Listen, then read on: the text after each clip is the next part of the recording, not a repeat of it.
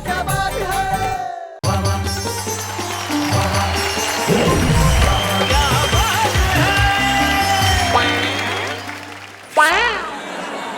स्वागत है आप सभी का उस कार्यक्रम में जिसमें आप मेरे साथ सिर्फ कहते ही नहीं है, बड़े दिल से चिल्लाते हैं वाह वाह क्या बात है। अब चिल्लाते इसलिए कि भाई जो खुशी होती है जब आदमी के हृदय में जब वो भरपूर होती है तो जुबान पे आती है, और जब जुबान पे आती है तो वो सारे जमाने को दिखाना भी चाहता है। और वाह वाह क्या बात है में इतनी खुशियां मिलती है आपके हृदय को कि आप सारे जमाने को कहते हैं वाह वाह क्या बात है।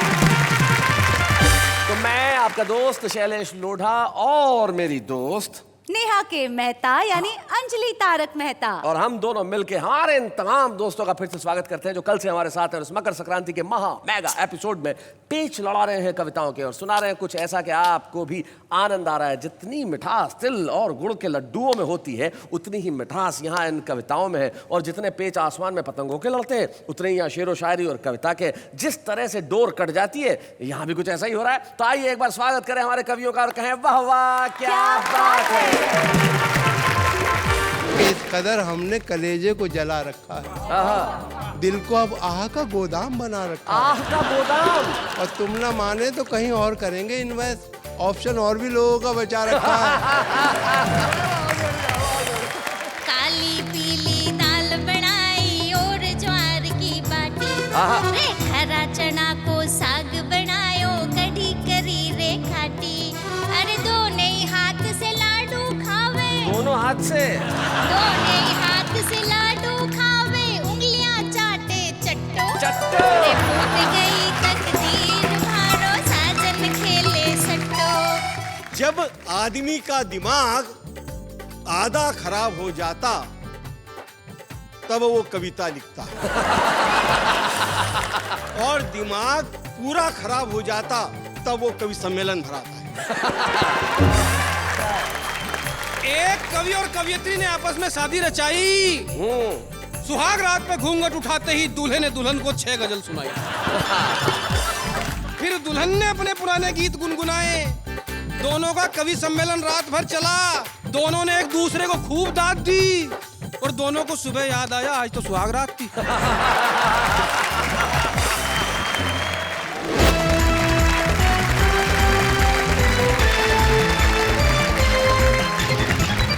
तो आइए परिचय करते हैं हमारे साथ कौन कौन है। हमारे साथ हैं शकील मालेगावी जो कल से उसी सूट में बैठे हुए हैं। उसमें क्या और बात? सूट तो कर रहे हैं, जहाँ बैठे वहाँ सूट कर रहे हैं। वाह वाह भाई, इनके लिए जरा तालियां बजाइए। वाह वाह वाह क्या बात है भाई। मैं ये शब्द सुनने के लिए कई साल से बेताब था। तरस रहे थे। शूट कर रहे हैं, मुझे बड़ा अच्छा। हाय हाय हाय हाय हाय। देखो आप कविताओं की पंक्तियों को इसी तरह अपने शब्दों से शूट करें और भगवान करें कि शकील मालेगावी जिंदगी भर आपको शूट करें। तो जब शूट कर रहे हैं यहाँ बैठे हो तो भैया जच रहे हैं, डोंट यू वरी। भैया देखो किसी मासूम की खुशी एक सेकंड के लिए भी बर्दाश्त नहीं है, मतलब की बड़ा छोटा दिल है इनका। लेकिन जो अनीता सोनी है वो मोहब्बत के गीत लिखती हैं, बड़ा दिल है उनका। इंदौर से हमारे बीच में आती हैं और मोहब्बत के गीत वही लिख सकता है जिसका दिल बहुत बड़ा हो। और वैसे महिलाओं का दिल छोटा होता है और पुरुषों का बड़ा होता है। मैं साबित करता हूँ कैसे। महिलाओं का दिल इतना छोटा होता है कि एक वक्त में सिर्फ एक पुरुष आ सकता है, और हम पुरुषों का दिल संभावनाएं अनंत है। ये दिल की बात है। और इससे मेरे ख्याल से आप भी इत्तेफाक रखेंगे पॉपुलर मेठी साहब, आपके दिल के टुकड़े तो खैर न जाने कहाँ कहाँ गिरे, लेकिन जहां भी गिरे कमाल किया, क्योंकि आपकी शेर व शायरी दुनिया में न जाने कितने मुल्कों में सुनी गई, और जहां जहां सुनी गई लोगों ने कहा वाह वाह क्या बात है। स्वागत है। हमारे साथ इधर दिल्ली से आए राकेश सोनी हैं जो अपने खास अंदाज में कविताएं करते हैं। अकोला महाराष्ट्र के घनश्याम अग्रवाल है जो अपनी कविताओं से और अपनी लघु कथाओं की वजह से बेहद मशहूर है। वेणुगोपाल भट्टड़ है जो अपनी क्षणिकाओं से लोगों के चेहरों पे मुस्कुराहट भरने का काम करते हैं। तो ये तबस्सुम के तमाम जो वाहक यहाँ बैठे हैं ये ठहाकों के जो सौदागर हैं और हिंदी और उर्दू कविता और शायरी के ये जो खवैया हैं, इन सब के लिए एक बार हम कहते हैं वाह वाह क्या बात है। तो क्या बोलते हो शकील भैया, मतलब कि महफिल को शुरू करें अब? जी जी इजाजत है। तो क्या बोलते हो, सबसे पहले किसको बुलावें? नेहा जी को नहीं, मतलब यार तुम्हारा कैरेक्टर तो यहीं आके ऐसा अटका है भैया। नहीं सर, मैं वो नहीं कर रहा हूँ, मैं आपकी मुसीबत दूर कर रहा हूँ। शकील भाई ये गलत बात है। क्या मतलब गलत बात? क्या मुसीबत दूर करना? हाँ तो नहीं, ऐसा बोलना, ऐसा बोलना कि यहाँ से हट जाएं? नहीं तो कि क्या हम बोलना? आपकी मुसीबत है। हाय हाय हाय। खैर, चलिए हम ये मसला यही छोड़ते हैं और आइए बुलाते हैं उन्हें जो सचमुच बड़े ही पॉपुलर है। पॉपुलर मेठी साहब।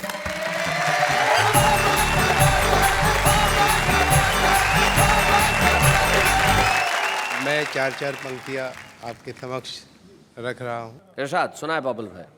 कि जुबैदा, करिश्मा, आहा, करीना, नसीमा, आहा, अगर कोई हो तो मुझे माफ़ कर दें। हाँ।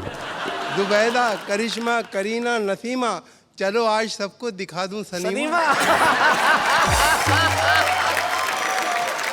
मेरी उम्र क्या है ये क्यों पूछती हो, कहीं इश्क का जोश होता है धीमा। हाय हाय।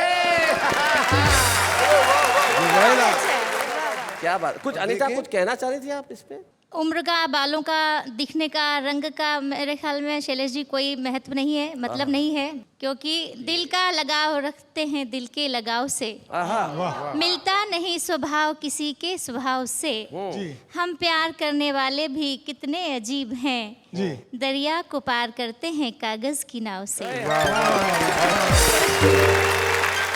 लेकिन आप मोहब्बत की इनसे उम्मीद न रखें, क्योंकि गर्मी नहीं मिलती बुझते अलाव से। शैलेश जी, हाँ आपकी बात के लिए 4 पंक्तियां आपको समर्पित करती हूँ। जी। यूं तो गम सारे जमाने के उठा सकती हूँ, हाँ प्यार से गैर को मैं अपना बना सकती हूँ, और जिद पे आ जाऊं मैं सोनी तो जमाना देखे, आग नजरों से मैं पानी में लगा सकती हूँ। इन्होंने मिश्रा अभी शेर पढ़ा, पानी में आग लगा सकती हूँ, तो मैं इनसे गुजारिश करूंगा, देश में गैस की बहुत तकलीफ है, आप आंखों से आग लगाते फिरे।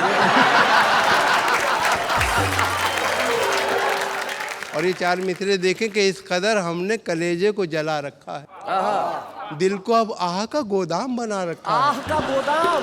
और तुम ना माने तो कहीं और करेंगे इन्वेस्ट, ऑप्शन और भी लोगों का बचा रखा है।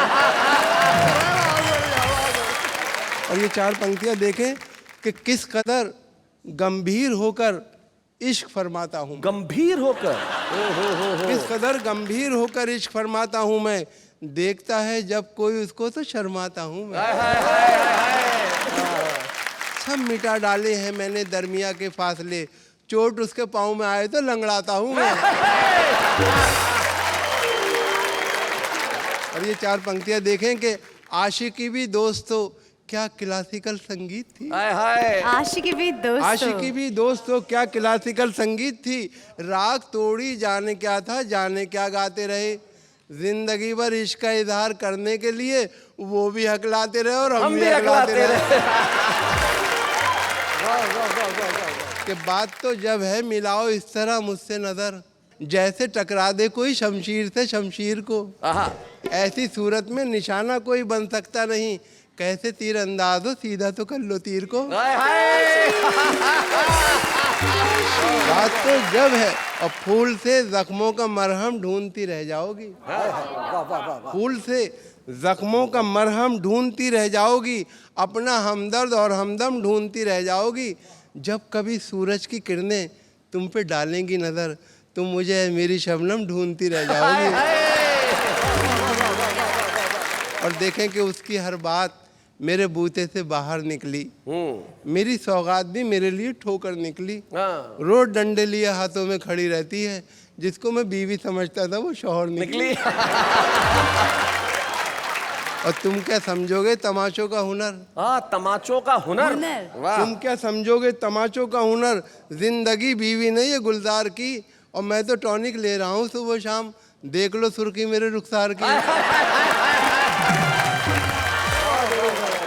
कि एक्सरे देख के बेसाख्ता सर्जन ने कहा, तेरे भेजे में भी एहसास का कांटा निकला, और हुस्न वालों ने बहुत जम के किया है पथराव, तेरे सर में तो बड़ा काम रफू का निकला। क्या बात है, बहुत अच्छे।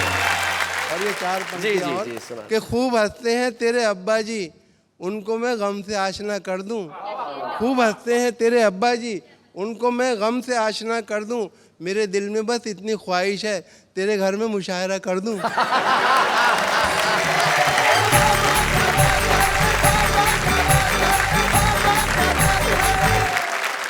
भाई मेरे दिल में इतनी सी ख्वाहिश है कि तेरे घर में मुशायरा कर दूं, लेकिन आपने तो घर घर में ऐसा आज अपने शेरों को पहुंचा दिया, अपने कतात को पहुंचा दिया है कि हर घर इस वक्त आप ही का मुशायरा चल रहा है। इस वक्त तो इनकी इस खूबसूरत अदायगी के लिए यही कहेंगे, वाह वाह क्या बात है।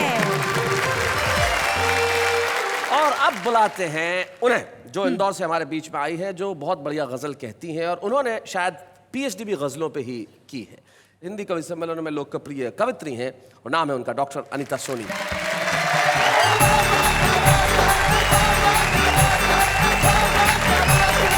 अनीता जी, स्वागत है आपका। Oh Neha, thank you. Oh my god. चलिए कविता शुरू करते हैं। 4 पंक्तियां पढ़ती हूँ कि यहाँ आकर आज मुझे कैसा लग रहा है। जी। कांटों पे चल के आज तेरा प्यार पा लिया, वाह वाह। हर बूंद को लहू की सितारा बना लिया। पतझड़ दिए थे इश्क ने सौगात में, मगर पतझड़ दिए थे इश्क ने सौगात में, मगर मैंने समय की जेब से सावन चुरा लिया। मैंने समय की जेब से सावन चुरा लिया। शुक्रिया। आप इतना अच्छा आपने सुना, दाद दी। 4 पंक्तियों के आप हकदार हो गए हैं। स्वागत सुना। मोती को आसमान का आंसू बना दिया, वाह। तारीफ करके हुस्न को जादू बना दिया। हर झूठ अच्छा लगता है उसकी जबान से, खुद फूल बन गए मुझे खुशबू बना दिया। ऐसे ही उसने आज उल्लू बना दिया। ऐसा नहीं है शैलेश जी, महिलाएं उल्लू ही नहीं बनाती। आप सबका हमारे घरों उल्लू में पालती जरूर है घर में एक एक। ऐसा ना सोचें। आप सबका, आप पुरुषों का हमारे घर में, हमारे स्त्रियों के मन में क्या स्थान है, क्या जगह है। 4 पंक्तियां आपको समर्पित करती हूँ और नेहा की तरफ से करती हूँ। जी। न हो जब हम सफर, कोई सफर अच्छा नहीं लगता। क्या बात है। तो रंगो नूर बरसाता नगर अच्छा नहीं क्या बात। लगता। वाह, वाह। अगर तन्हाइयों को बांटने वाला न हो कोई, अनीता सोने चांदी का भी घर अच्छा नहीं लगता भाई। क्या बात। बहुत धन्यवाद शैलेश जी। और अब आप सहमत हो गए होंगे कि आपका कितना सम्मान है दिलों में, घरों में, आप सबका, आप सब सुनने वालों का। शकील साहब के यहाँ एक बार कवि सम्मेलन में मुझे जाना हुआ था। इनके घर पर मेरा रहना हुआ। इनकी धर्मपत्नी से मैंने कहा कि भाभी जी, शकील साहब तो बहुत ही उम्दा किस्म के शायर और इतने बड़े नाज़िम मुशायरा है। तो उन्होंने कहा, अरे अनीता जी, ये सब हाथी के दांत है, ये देखने के हैं। तो उन्होंने जो कुछ कहा वो मैंने इस गीत में लिखा। जी। वाणी मेरी और बाकी सारा जो इस गीत का मसाला है वो यहाँ से निकला है। रे फूट गई तकदीर मारो साजन खेले सट्टो। रे फूट गई तकदीर मारो साजन खेले सट्टो। सारी रात वो बोतल खींचे, सारी रात वो बोतल खींचे, दिन में पीवे मट्ठो। रे फूट गई तकदीर मारो साजन खेले सट्टो। काली पीली दाल बनाई और ज्वार की बाटी। रे काली पीली दाल बनाई और ज्वार की बाटी। रे हरा चना को साग बनायो, कढ़ी करी रे खाटी। अरे दोनों ही हाथ से लाडू खावे, दोनों हाथ से, दोनों ही हाथ से लाडू खावे, उंगलियां चाटे चट्टो। चट्टो।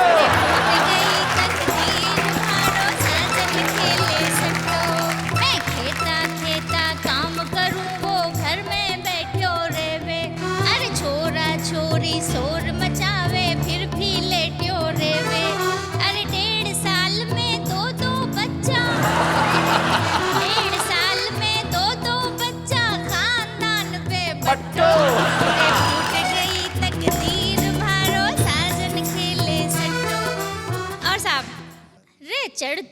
यौवन देख मुछल्ला अखियां हैं जब गावे, अरे यो कायर भरतार पलंग का नीचे ही छुप जावे। अरे मैं समझी बंदूक थी पर यो निकलियो देसी कट्टो, अरे फूट गई तकदीर भारो साजन खेले सट्टो। और आखिरी बंद पढ़ती हूँ। सुबह अपनी पत्नी से बिछड़ते हैं तो सारा दिन उसे पहचानते ही नहीं है कि ये अपनी वही वाली है। तो उसके अंदर की पीड़ा का बंद देखिए कि वो क्या कहना चाहती है। रे सास ननंद से छुप के दिन में मारे पास न आवे, रे सो थकी मांदी जब रात में जौन यो मारी खावे। जब मैं आंख दिखाऊं तो फिर पाँव दबावे पट्ठो, रे फूट गई तकदीर मारो साजन खेले सट्टो। सारी रात वो बोतल खींचे दिन में पीवे मट्ठो। भाई अनीता जी, आपने बगैर कुछ कहे शकील साहब को बहुत कुछ कह दिया। तब मुझे एक शायर के 2 शेर याद आते हैं कि गुबार दिल से पुराना नहीं निकलता है, कोई भी सुलह का रास्ता नहीं निकलता है, लड़ाई कीजिए मगर सलीके से, शरीफ लोगों में जूता नहीं निकलता है। तो आपने ये जो बगैर कुछ कहे बहुत कुछ कह दिया है, लेकिन कह दिया तो कह दिया। अब ये तो बड़ी पतंग है। मिठास के साथ जी जी, ये तो पतंगे हैं, यहाँ तो पेच लड़ते रहेंगे और हम आनंद उठा रहे हैं, हंस रहे हैं, खुश हो रहे हैं। आइए इस हंसी और खुशी को और आगे बढ़ाते हैं, द्विगुणित त्रिगुणित और बहुगुणित करते हैं उस कवि के रूप में जो अपने खास अंदाज में कविताएं पढ़ते हैं। नाम है उनका घनश्याम अग्रवाल। जोरदार तालियों से हम स्वागत करते हैं।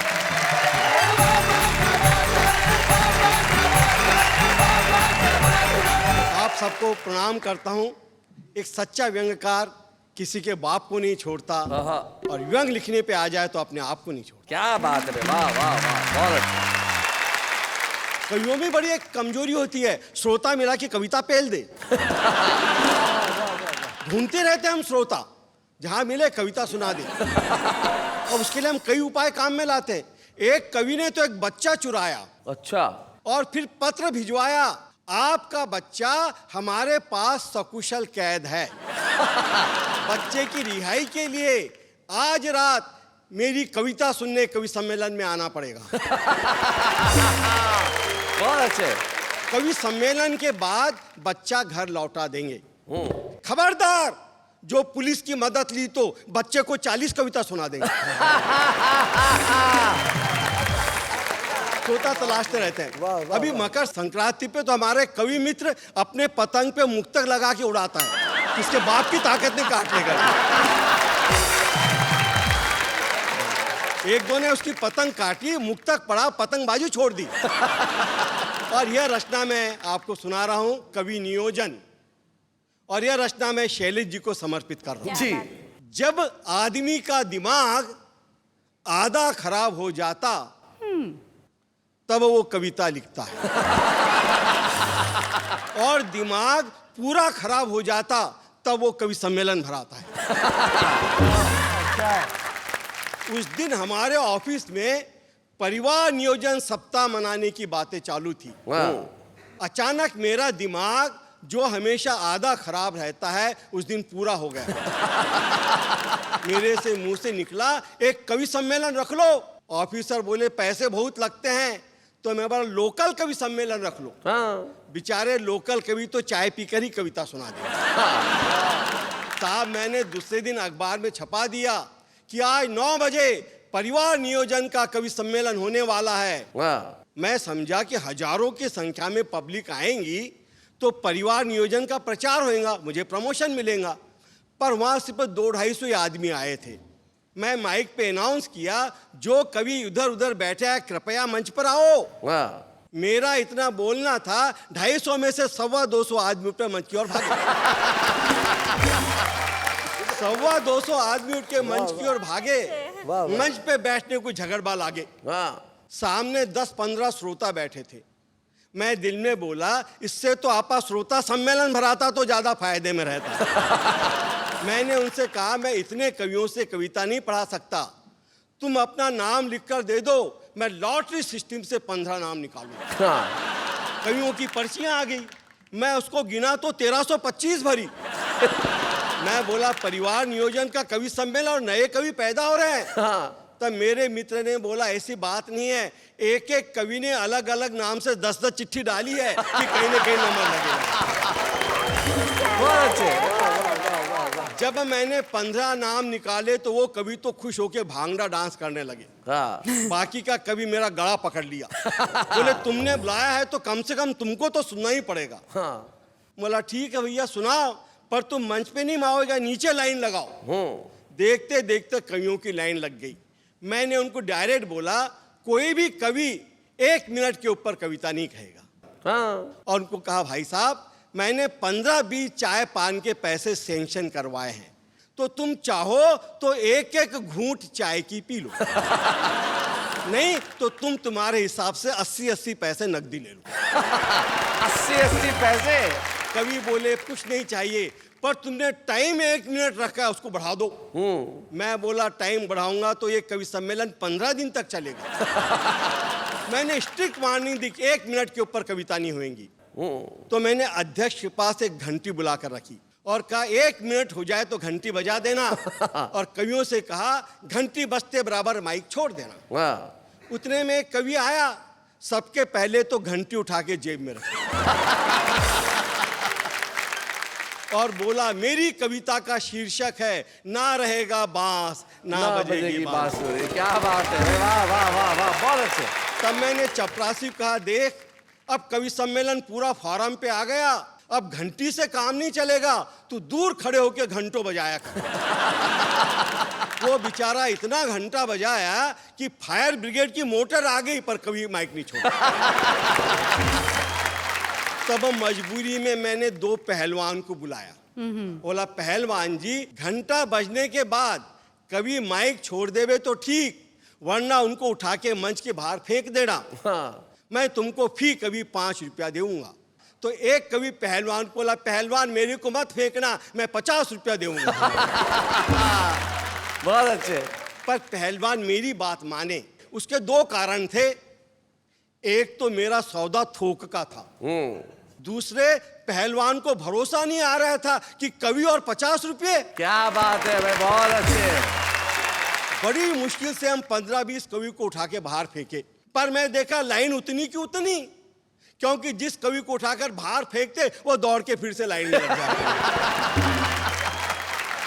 तब मैंने चपरासी को कहा तू पिछले हिस्से में खड़ा रहे और ख्याल रख जो शक्ल तुझे एक बार माइक पर दिखे वो शक्ल लाइन में नहीं आनी चाहिए। हाँ। मेरा इतना कहना था कि एक दाढ़ी वाला कवि आया, कविता बोली, मंच के नीचे जाकर अपनी दाढ़ी ने काट के फेंक दी और लाइन में लग गया। क्या बात है। दूसरा कवि आया, कविता बोली, उस कतरेवी दाढ़ी को चिपकाया और लाइन में लग गया। क्या बात है। मैं समझ गया लाइन में कुछ न कुछ मिस्टेक है। हाँ। मिस्टेक। मैं लाइन की चेकिंग करने गया तो क्या देखता हूँ उस लाइन में 4-5 बच्चे 6-7 साल के भी खड़े थे। मैंने एक बच्चे से बोला क्यों रे तुम भी इस कच्ची उम्र में कविता लिखते हो? बोले नहीं हम ऐसा गंदा काम नहीं करते। कविता तो हमारे अंकल लिखते हैं, पर वो चाय पीने को बाहर गए तो नंबर लगाने के लिए हमको बैठा दिया। इसीलिए मैं छोकम कविता, बहुत कम कविता सुनाता हूँ, और इसके पहले आप पहलवान को बुलाए, मैं घर जाता हूँ। क्या बात है, वाह वाह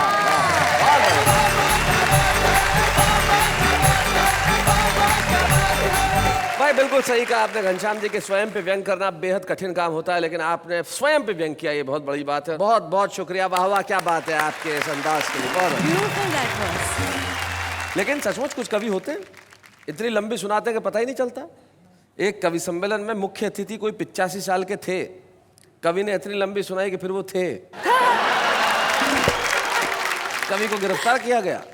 जज ने पूछा भाई क्या किया इस कवि ने? बोले साहब मुख्य अतिथि शहीद कर दिए। तो बोले इसको फांसी पे चढ़ा दो। कवि अपनी अंतिम इच्छा बताओ। बोले जज साहब वही कविता आपको सुनाना चाहता हूँ।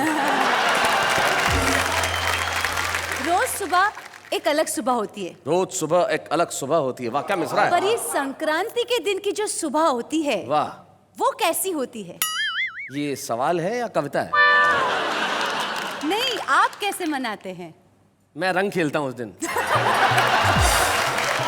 जमीन चक्कर छोड़ता हूँ, राखी बनवाता हूँ जाके। आप कैसे मनाते हैं? ऐसे नहीं मनाते संक्रांति की सुबह, पतंग जगा के मनाते हैं। तो जब एक सेकेंड, ये क्या चाहिए? नहीं, ये पतंग पतंग।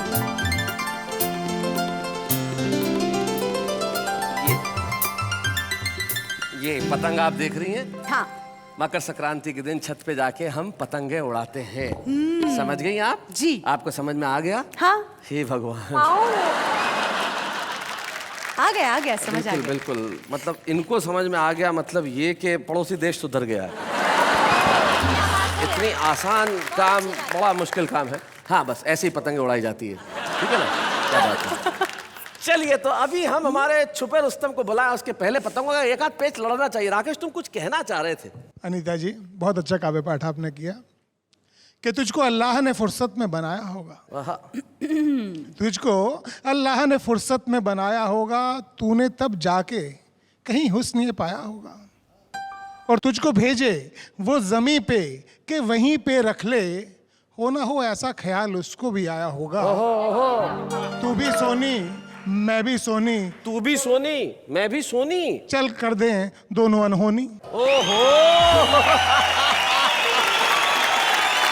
बात अगर प्यार की है तब तो मैं कहना चाहूंगी कि मेरे जख्मों को मेरे अश्क ही सहलाते हैं। वाह वाह वाह वाह, जब भी मैं उनको पुकारूं वो चले आते हैं। क्या बात है, क्या और बात। प्यार की राह में मुझको ही तो मंजिल न मिली, वाह। लोग तो चांद पे जाकर भी पलट आते हैं। तो सोनी जी, प्यार के लिए तो बहुत देर हो गई है, हमारी उम्र निकल चुकी है। प्यार भले ही कर ले, हाँ, पर जिंदगी इतनी सीधी सादी नहीं होती। जी जी जी, दोनों के सरने में एक हो तो हिंदुस्तान में शादी नहीं होती। सही बात। इनकी तरफ से 4 पंक्तियां जी सुना जी क्या? जी जी जी, कि रोज ही जाना मुझे पड़ता है अब थाने को। हाँ। सुबह से शाम ही हो जाती है घर आने को। हाँ। कभी घूंसे, कभी लाठी, कभी उठक बैठक। हाँ। ये गिदा मिलती है लैला तेरे दीवाने को। काफी सारे पतंगे उड़ रही है कब से, कविताओं की ये है वो है। आसमान में भी काफी सारे पतंगे कटती है, उड़ती है, चढ़ती है। एक आध पतंग ऐसी होती है जो एकदम स्टेडीली वो अपना काम करती ही रहती है, सेल करती ही रहती है। वैसे वो जो सर है अपने, इस उम्र में पतंग ऐसे ही उड़ती है।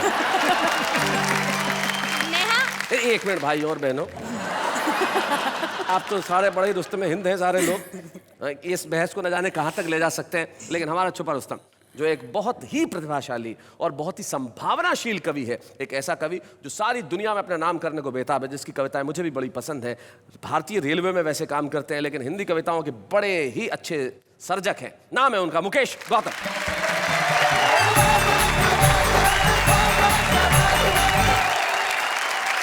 बड़ी देर से प्यार मोहब्बत की बातें चल रही थी, नोक झोंक भी चल रही थी। पॉपुलर जी बहुत बढ़िया बात कर रहे थे, बता रहे थे कि घर में मुशायरा हो। लेकिन सर, मैं एक बड़े ज्ञान की बात बताता हूँ, आप बहुत बड़े हैं। पहले किसी शहर में एक आध कवि होता था जी, उस कवि के नाम से शहर की पहचान होती थी। बाद में एक एक शहर में 10-10 कवि होने लगे। यहाँ तक भी लोगों ने झेल लिया, एक एक गली में 8-8, 10-10 कवि होने लगे। यहाँ आके मामला बिगड़ गया। लेकिन शैलेश भाई, सबसे बड़ी हालत खराब होती है जब जब एक घर में एक से ज्यादा कवि हों। और अगर मैं साबित कर दूं तो बताना कि एक कवि और कवियत्री ने आपस में शादी रचाई। सुहाग रात में घूंघट उठाते ही दूल्हे ने दुल्हन को 6 गजल सुनाई। फिर दुल्हन ने 5 गीत, 4 रुबाई। फिर दूल्हे ने अपने 6 गीत सुनाए। फिर दुल्हन ने अपने पुराने गीत गुनगुनाए। दोनों का कवि सम्मेलन रात भर चला। दोनों ने एक दूसरे को खूब दाद दी, और दोनों को सुबह याद आया आज तो सुहाग रात थी।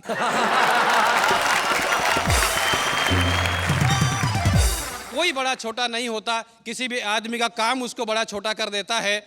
एक छोटी सी कविता आपके बीच पढ़ रहा हूं, नदी और सागर। हाँ। बस बात यह है कि जब कोई आपकी प्रशंसा करे तो आपको फूलना नहीं है, और जब कोई आपकी आलोचना करे तो आलोचना को पीना सीखिए। क्या बात है? मेरा दावा है वाह, कि जिस दिन आप अपनी आलोचना को पीना सीख जाएंगे, उस दिन आप सचमुच जीना सीख वाह जाएंगे। वाह वाह, बहुत।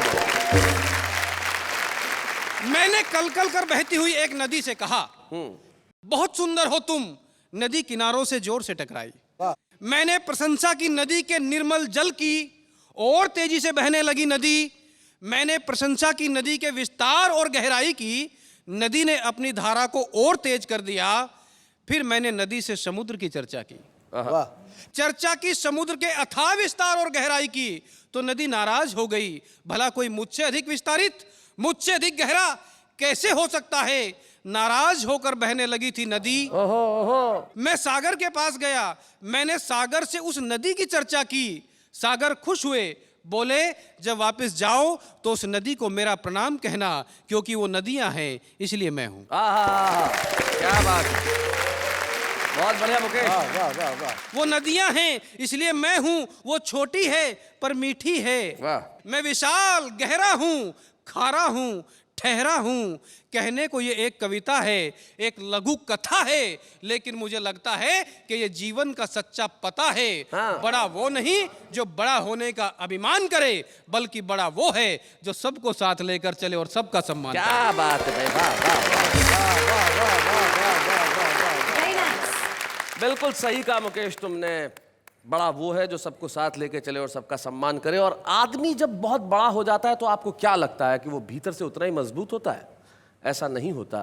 तब मुनव्वर राणा का एक शेर मुझे याद आता है जो वो कहते हैं कि बुलंदी देर तक किस शख्स के हिस्से में रहती है, बुलंदी देर तक किस शख्स के हिस्से में रहती है, बहुत ऊंची इमारत हर घड़ी खतरे में रहती है। इसलिए बड़ा होना शायद आसान हो, लेकिन बड़ा बना रहना बड़ा मुश्किल काम है। लेकिन निश्चित तौर पे आज मुझे मालूम है मुकेश गौतम, आज आपने यहाँ छुपे रुस्तम के रूप में कविता पढ़ी। ये बड़े होने की सीढ़ी पे एक बड़ा विशाल कदम है जो आप लेने जा रहे हैं। कल को आप एक देश के बहुत बड़े कवि होंगे और हम आपके लिए तालियां बजाएंगे। और हम आज इस मंच पे आपको एक स्मृति चिन्ह प्रदान करना चाहते हैं।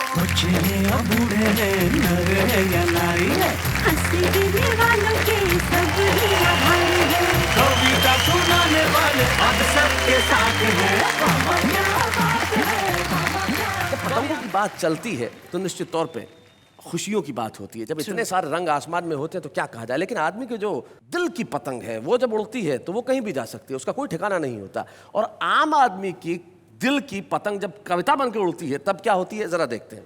घरवाली से ज्यादा मुझे साली की याद सताती है, घरवाली से ज्यादा मुझे साली की याद सताती है, क्योंकि यार केक के साथ चेरी फ्री आती है। आपके स्माइल ने सारे जहां को हिला दिया, आपके स्माइल ने सारे जहां को हिला दिया, कोमा से जगे मरीज को परमानेंट सुला दिया। छम छम करती चांदनी टिम टिम करते तारे, छम छम करती चांदनी टिम टिम करते तारे, कोई भी SMS नहीं करता, बेशरम हो गए सारे। मैंने देखा है एक ही ड्रीम, मैंने देखा है एक ही ड्रीम, खाने के बाद मैं खाऊंगा बहुत सारी आइसक्रीम। आसमान में जितने तारे हैं, समंदर को जितने किनारे हैं, आंखों में जितने इशारे हैं, उतने ही स्क्रू ढीले तुम्हारे हैं।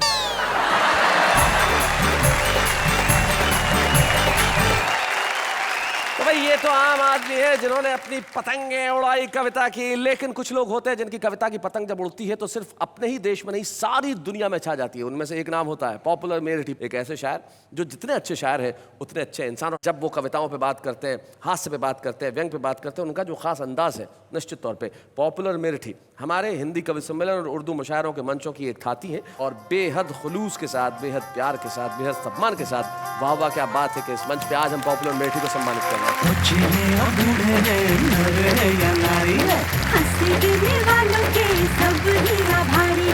कविता सुनाने वाले अब सबके साथ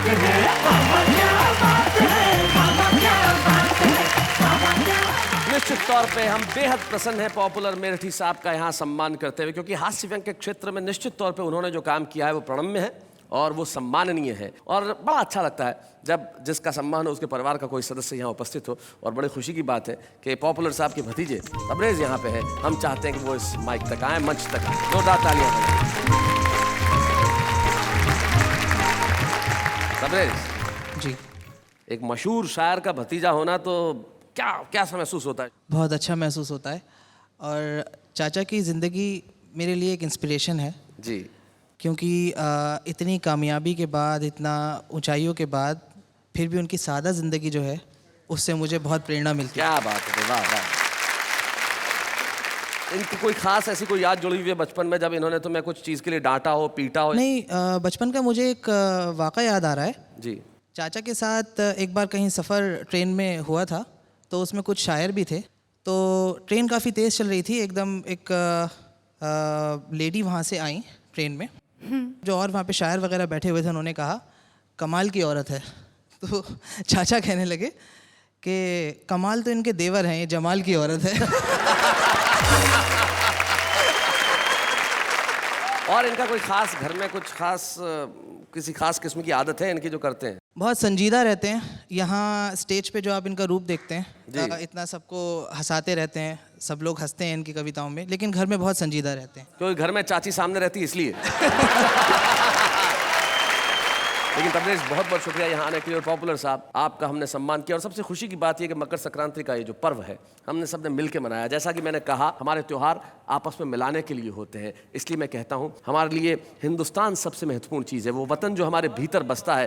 तब मुनव्वर राणा साहब व्यंग में एक शेर कहते हैं जो मुझे याद आता है। वो कहते हैं कि ये देखकर पतंगें भी हैरान हो गई, ये देखकर पतंगें भी हैरान हो गई, अब तो छतें भी हिंदू मुसलमान हो गई। क्या बात है।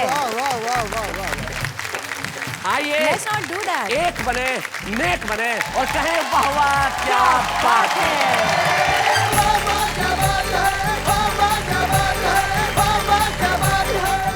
ऐसे और भी मज़ेदार वीडियो के लिए हमारे चैनल को लाइक, शेयर और सब्सक्राइब करें।